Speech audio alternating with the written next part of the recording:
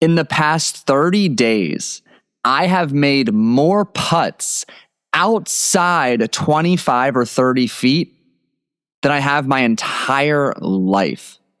In the past 30 days, I have carded more birdies than perhaps the last 12 months combined. And in the last 30 days, I have also carded an inexcusable number of triple bogeys. That seems on par, no pun intended, to some of my patterns 6 months ago. Frustrating, yet hopeful, optimistic, and remaining unwavering in my commitment to execution. There's your teaser. There's your taste of the last 30 days of my own golf journey. And I'm excited to spend this episode diving into all that I have learned, experienced, what went well, what I did do, what I didn't do that I said I would do, and so much more. Welcome back to another episode of the Scratch Golfer's Mindset Podcast. I'm your host, Paul Salter, the golf hypnotherapist. I'm a mindset and performance coach, as well as a credentialed hypnotherapist, and I help my clients dismantle the destructive patterns of believing, thinking, feeling, and behaving that keep them stuck in a perpetual pattern of 2 steps forward and 3 steps back. And specifically, I help them patch up the countless energy leaks that rob them of the energy they need to do what they already know they need to be doing to achieve next level success. And I'm grateful you're here. Incredibly grateful you're here. I have an ask and a reminder to share before I set the tone for this type of monthly conversation and we dive right in. My ask is simple. I have a goal of receiving 100 podcast ratings and specifically reviews on Apple Podcasts and Spotify by the end of February. 100 reviews and 100 ratings on Apple Podcasts and 100 ratings on Spotify because there's no review option by the end of February 28th, 2026. Look, it takes 30 seconds for you to pause this episode, scroll down on the episode homepage, select 5 stars, and to type a sentence or two to leave a review. If you have found any value in the 130 plus episodes I have shared, bringing in some of the most phenomenal, wisest, brightest minds in the golf and performance psychology space the last year and a half, hey, I'd appreciate it. It goes a long way. It significantly bolsters where my show is displayed in the algorithm, how many people it is placed in front of, and it goes a long way. Thank you for taking 30 seconds to do that. Number 2, I mentioned this last week as a way to give back to you, so many loyal listeners, especially since day one, when candidly, podcast was still a little wonky, still finding my way, my direction, my footing, what I wanted this to be. And you've been here all along.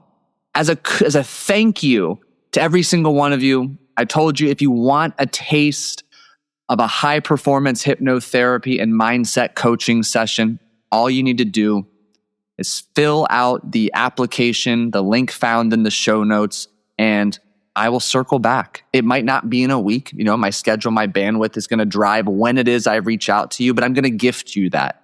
I'm going to follow through on that. If it's something you're interested in, something you've been on the fence about, understanding it is what you need, you're unsure, you know, what's hypnosis? What's it feel like? How are we going to hit it off, our rapport? As a thank you for being a loyal listener, I'm going to gift that to you so you can figure out when you want to get that scheduled, starting by applying to work with me, and I'll follow up with you when the time is right to get that call on each of our calendars.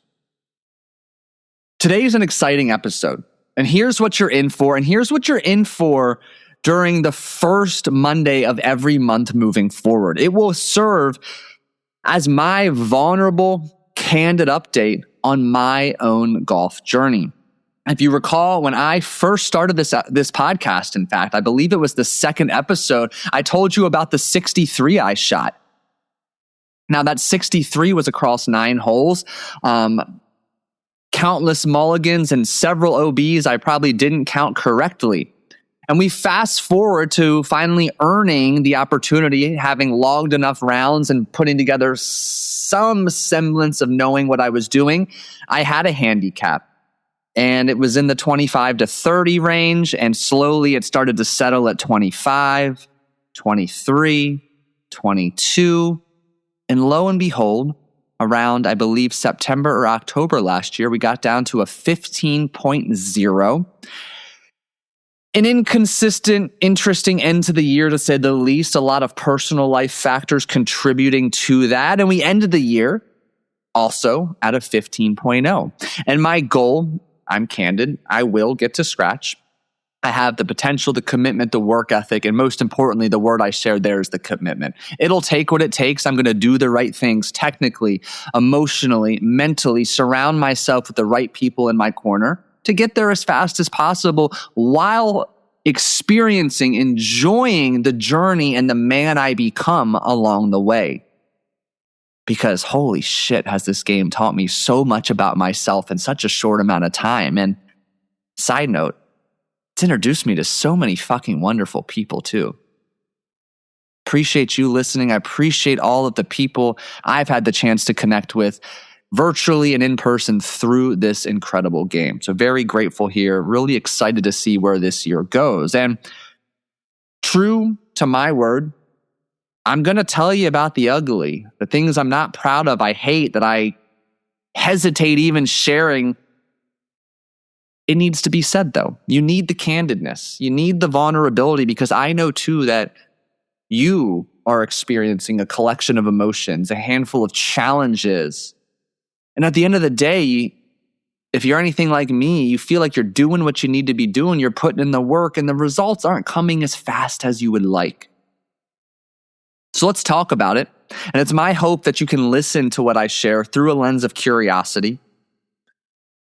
Maybe perhaps hearing elements of yourself in my story, my examples, whether it applies directly to golf, business, or another pursuit of yours, another worthy pursuit of yours that I should clarify that you are committed to being your absolute best in. And let's just dig in with this. Handicap to end of the year was 15.0. Handicap as of January 31st, 2026, 15.0. Now, in the last, this probably extrapolates more than 30 days, probably 45 days. I've played 8 to 10 rounds, and, silly me, I don't keep my phone in my office when it's get shit done time. So I don't actually have my Gin app open. But every round I have logged, the last 8 to 10, I would imagine, have been between scoring a 92 or a 105. All but one round has been at Tampa Palms, my home course, challenging course, 139 slope from the blue and the number 2 tees. It's a tough fucking course. And it's creating many opportunities for me to be challenged and to grow. And as I was coming off the year of 2025, I did a lot of reflection on how I wanted to approach this year differently. Because candidly, there was a lot of external stressors, time constraints, challenges, emotions that I had to navigate completely independent from golf in 2025. And excuse, candid reason just is I didn't spend as much time as I thought I would practicing, preparing, getting lessons, playing. I played probably 30% of the rounds I intended to play. I did not practice anywhere near the clip I set out to practice last year. And most of that was for good reason, spending precious time with my son or working to completely transform the lives and results of my clients and on myself. So this year, I started with immense clarity on my controllables. What is it that I could control every week? And I would measure it. I would track it specifically. And whenever I get my fucking ban removed from Instagram, still banned at the Golf Hypnotherapist, my other primary account at Paul Salter Coaching, significantly limited. But I will show you on my whiteboard in my office. I'm looking at it right now. I have 1, 2, 3, 4, 5, 6, 7 variables. I have goals for each of them every week, and I plot them out with a simple check mark Monday through Sunday. I date it, I take a picture, I clean it, rinse, and repeat. So I've got these 7 variables I'm focused on, and my goal is to update after 30 days if I need to start, stop, or continue anything. And then again at 90 days, you'll hear me do a massive reflection and an unpacking of what went well, what could go better, what needs to change in my approach. So we'll dig into those more, but one of those variables that I put a premium on moving forward, weekly lessons. One lesson every single Wednesday, 10:30 a.m. With the instructor, the head pro at Tampa Palms, KK. He was kind enough to join me for an episode on this show. Off the top of my head, can't quite remember what number it is. If I had to guess, it's between 88 and 100. Phenomenal episode. 40 years of immense playing success. And a hell of a teacher. Really feeling improvements in my game. So this year, so far, 3 lessons. Took a whole week off because I got a tattoo filling out my sleeve. It was all in the inside of my biceps and triceps, which, by the way, you have a tattoo. My experience, worst fucking pain I've ever experienced. All 6 hours of that. Love the outcome. Tattoo was worth it. Got sick simultaneously that week. Thank you, my dear son, who I love so much. So a week of no lesson and some limited practice time. Otherwise, handful of rounds, crushing consistency. So the variables that I'm tracking, 3 golf-specific workouts a week, crushed it. Daily mobility, my goal was 6 days a week, absolutely crushed that. Here has been the game changer. At home putting. I'll circle back on that. 3 on-course practice sessions a week. 1 round or 18 holes played per week. Committing to my own daily self-created hypnosis audio at least once per day, 7 days per week. And then I'm still in a place where I have a love-hate relationship with speed training. And I'll come back to that. Resistance training, mobility, no issue whatsoever. Actually been getting in 4, if not 5 workouts per week. The additional 1 or 2 you could say are vanity driven, but honestly, I think they're sanity driven. I mean, Sean, guy who does my workout program, shout out Sean Dykoff, Fairway Performance. If you want golf specific fitness, he is your guy. There's just not enough biceps, triceps, and chest in my training program. I get it. It's not super golf specific, but just like Tim Grover had Michael Jordan train biceps for the intimidation factor, yeah, I'm putting a couple more days of arm training into the workouts. All kidding aside, physically crushing the game, firing on all cylinders. Yoga is in there as well. Mobility, stretching, hip mobility as at an all-time peak. Ease, flow, ability to get up and down from the ground with my son to play with him. Pain-free. Love it. Shout out, Sean. Thank you very much. Black Friday deal. Shout out to Michael Leonard. Love getting his emails for tips, deals, all the above, hearing his wisdom. Got to hang out with him at the PGA show a couple weeks ago as well. Really thankful for that friendship. But I went all in. I invested in the Prime putting mat. It was like $550, maybe $599 for their Black Friday deal. It is an investment. And I told myself I'm only going to give myself permission to purchase this if I can commit to 5 at-home putting practice sessions per week. And what I did was, based on kind of where I felt I was lacking in my putting approach, I found 5 drills that I can do at home. It's a 12-foot putting mat, 3 holes, rolls true, rolls incredibly well. And I have crushed that. I have done incredibly well with my at-home putting practice consistency, and I have gained 1 billion strokes in putting on the field. I say that jokingly, but also seriously. Anywhere from, with less than average approach shots, I think is very important for context here. Anywhere from 28 to 32 putts. I've 3-putted once the last 4-5 rounds. I have made countless putts 15, 20, 25, 30 feet or longer. Just on Friday, I hit 3 in a single round from 25 feet or longer. And those are measured out just by me estimating one large step is the equivalent of 3 feet or 1 yard. Feeling so confident with the putter in my hand. And it's saving me an immense number of strokes. So really proud of that. And one of my old patterns that I'm incredibly conscious of and reminding myself to let go of is when I start to experience success in a particular habit or an outcome that I've been working toward, I find sneaky, crafty excuses to do a little bit less. Oh, I can get away with 3 a week or 2 a week, or just do half of my normal repetitions of this drill.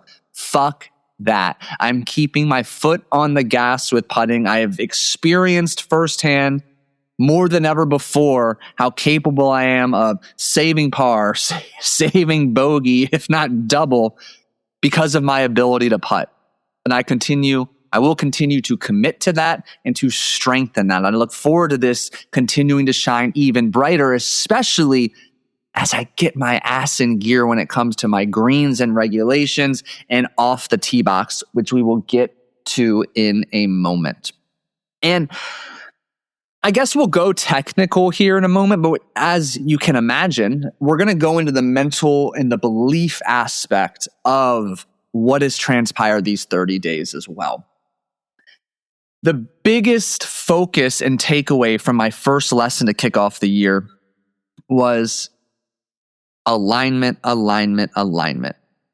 Aim point, not aim point putting. Just like choosing my target, aiming appropriately, setting up and aligning towards my chosen point of aim appropriately. So my miss the last 3 to 4 months of 2025, it's just push right. And candidly, as I reflect with significant more knowledge and awareness of the game of golf, my skill set over 2025 is all about learning how to strike the ball center of the face consistently. Now, you and I both know closed club face to the intention of where I intend to hit the ball is the next evolution of that. And that is where I am. Contact is never an issue anymore. My miss, though, is right. And as you can imagine, leading with curiosity and some of these self-exploration experimental practices, I then have been able to create some patterns of overcompensation, and it's hook, duck hook, left. There's been no consistency, particularly off the tee for me. And you start playing your miss a little bit, and then all of a sudden that overcompensation sneaks up out of nowhere, and that's bred a lot of frustration. So the intention from lesson number 1 this year was working on choosing an appropriate target and aligning my shoulders, my hip, and my club face appropriately. The way I would describe my experience thus far is when I am aligned appropriately at address, I feel A, incredibly awkward, B, significantly uncomfortable, and C, like I am drastically open to the left and absolutely gonna hit this way fucking left. Well, repetition so far has taught me that when I feel that way, the ball goes straight as an arrow exactly where I intended to. And my coach has been very adamant in reminding me that if it feels comfortable, it's probably wrong. Because that is a sign I am regressing back to what felt right, which was clearly producing an incredibly inconsistent result. And Tampa Palms, my home course, has zero fucking forgiveness. So I can't tell you how many strokes I am losing because of OB tee shots. It's embarrassing. It's frustrating is not even close to the appropriate word. It is angering how many shots I lose OB off the tee. I can't tell you how many pars I have. I jokingly say it's par plus a penalty. Because after I punch out or recover, I can usually take care of myself pretty consistently to get close to up and down or get up and down at a decent clip. But the penalties are just adding the fuck up. So the process has been alignment, alignment, alignment. And I know you don't want to hear this because I'm in Tampa. Tampa is nice 98% of the time. Well, I'm recording this and it's 26 degrees, feels like 16. So it's been a little cold the last couple months, and I haven't been out to practice as much as I need to with my alignment to get the repetitions I need. And that's really where I am at. Like, I kid you not, if I put the ball in play off the tee box 50% more than I do now, I'm consistently in the 80s, no problem, low 80s. Because one OB tee shot isn't just a one-shot penalty. It's more, and I've got a lot of red OB lines. It's more, though. You lose angles, you lose distance. It's got to be like 1.5 if I had to guess some basic math real quick. Point being, it's costing me a lot.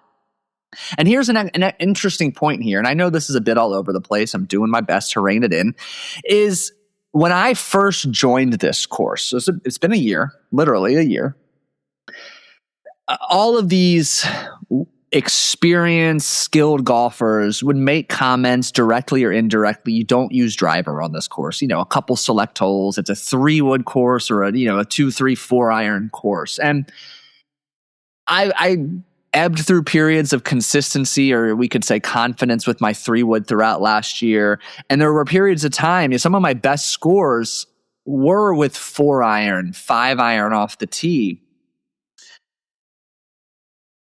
But it doesn't mean it was the right way. The couple of days when consistency came together and I had a few less OBs, I'm still having 180 to 200 yard approach shots on some of these holes, versus if I did take my 3-wood or my driver, I'm wedge in hand. So it's really been stepping away as I did my reflection and preparation for this episode to see that there were many course management beliefs that I held on to, really, A, out of naivety, B, because someone very skilled said something, or someone very experienced with the course said something, and I kind of just had the thought of, yeah, that seems right, or okay, it makes sense. But I'm uncovering a lot of beliefs that are outdated, misguided, or wrong, or just not mine, that have handicapped my decisions and actions, pun intended there, and really stifled some of the progress I should be experiencing. And I'm addressing those. And really, it's bombing the fucking ball. And look, I'm capable. I think something I was unconsciously trying to prove to myself is that I could transfer all of the strength I worked so hard to accumulate from my days of competitive powerlifting, bodybuilding, being a gym rat for 2+ decades. Well, guess what? I can carry my 3-wood 240 to 250. I can carry my driver 280 to 290. I can hit all the distances I need to be a scratch golfer.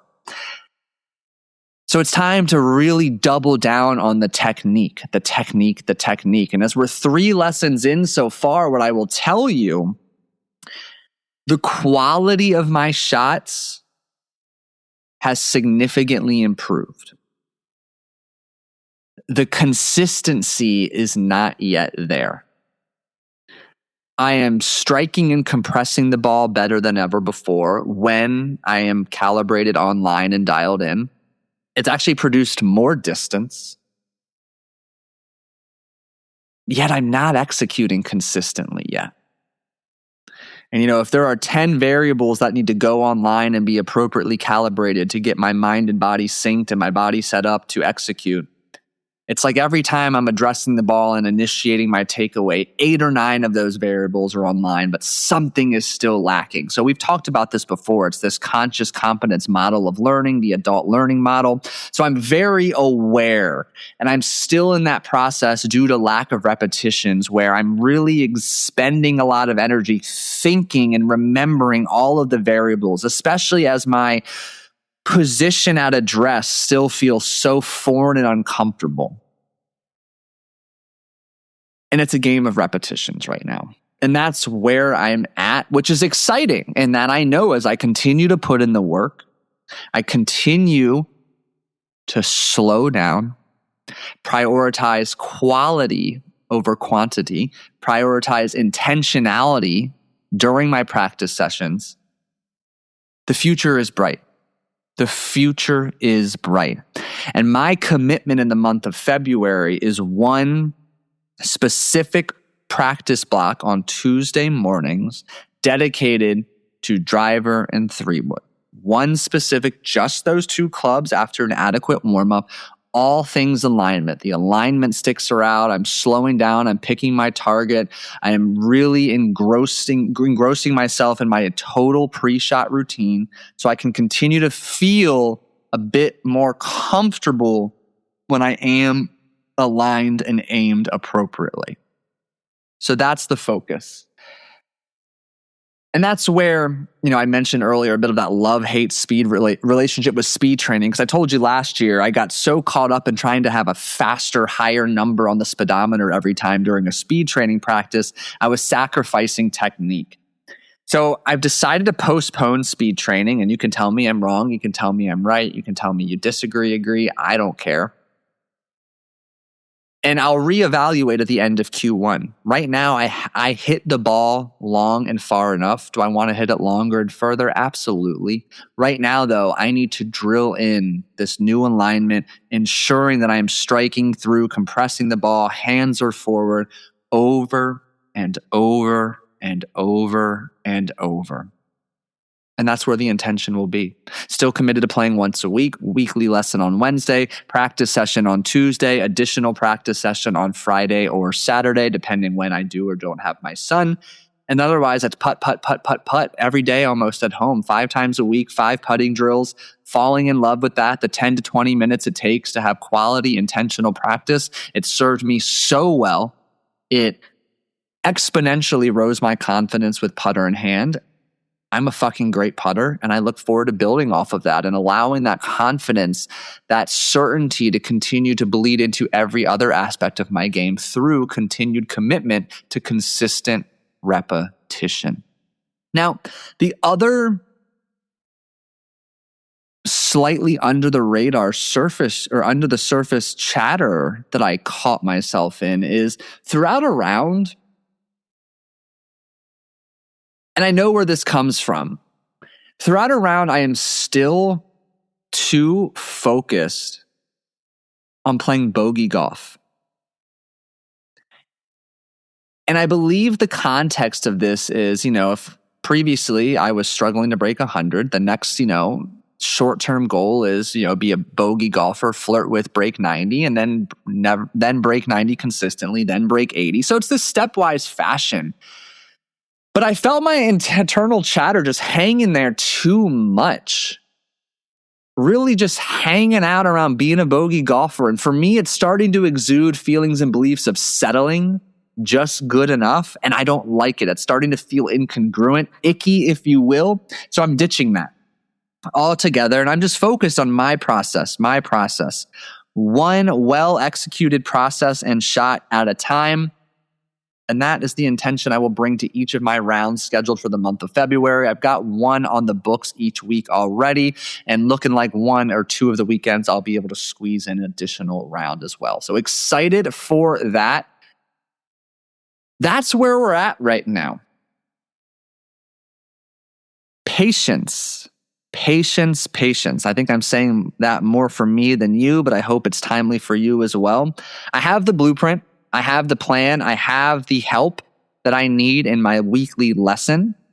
I'm playing consistently.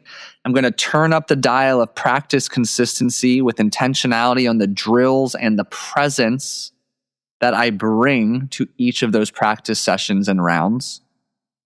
And I'm going to build off of that.